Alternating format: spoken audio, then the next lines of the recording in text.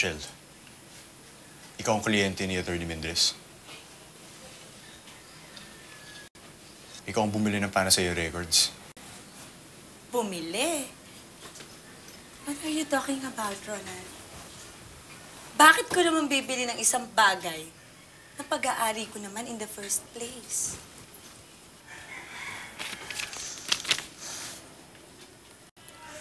Pero... Mukha ka talagang pera, Ronald. Hindi ka nag-iisip kung totoong tao ba ang nakapirma sa cheque na yan o kung totoo ba ang cheque na yan. Bakit hindi mo subukang humabol sa bangko? Deposit mo kung may laman. Walang iya ka. Kuya!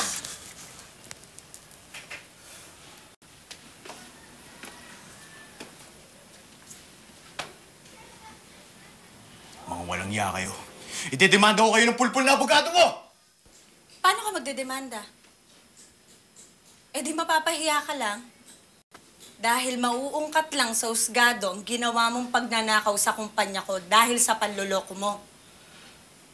Kaya sige, magdemanda ka. Pero anong perang gagamitin mo? Eh, alam kong wala ka namang pera. In fact, pag-aari ko ng bahay na to dahil pera ng Panacea ang ginamit mong pambili dito. Paano mo naman napatunayan yan? Hindi ko na kailangan patunayan pa dahil pumirma na kayo sa kontrata.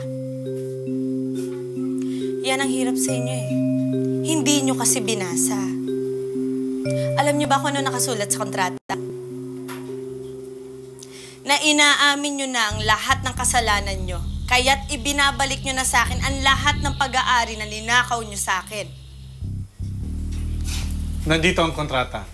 Magandang patunay ito sa korte laban sa inyo. Ano ka ngayon, Ronald? Tuso man ang matching na paglalalangan din. Kaya pagdusahan nyo ang kasalanan nyo. Bago matapos ang araw na to, lumayas na kayo dito. Or else, ako ang magdidemanda sa inyo. Naiintindihan nyo?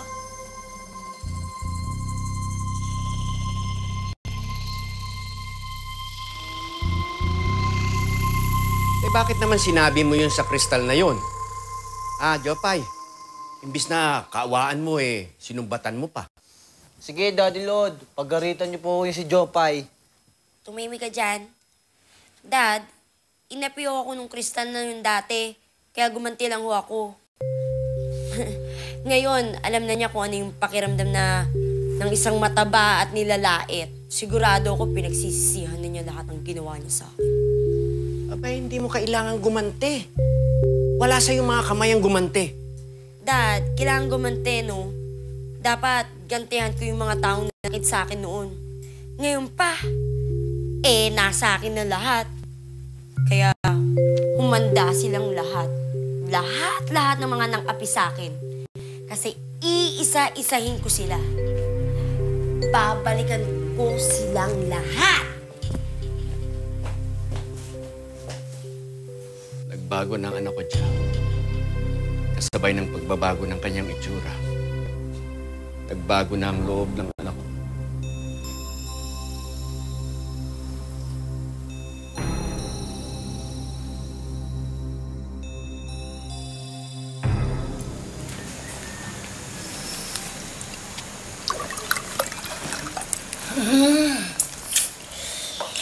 Ang sarap talaga. Matagal na rin naman ako hindi nakakainom ng red wine, Rochelle. Kasi, may isi-celebrate tayo. Huh? Ano ba sineselebrate natin, ate? Manay, Jiro, gusto kong malaman nyo na simula ngayon, pag-aari na ulit natin ang dati nating kumpanya, ang Panacea Records. Nabawi mo ang lahat ng yon sa ulupong na Ronald na yon? Lahat-lahat? Hindi lang ho yun. Pati ang tinitirhan nila ngayon, sa atin na. Kaya sa pusali na sila titira ngayon. Dapat lang yung ate. Sa mga ginawa nila sa'yo, sa atin, kulang pa yung ganti natin. Hindi, Jiro. Makita ko lang na bagsak sila. Katulad ng ginawa nila sa atin noon. Tama na yun. Cheers!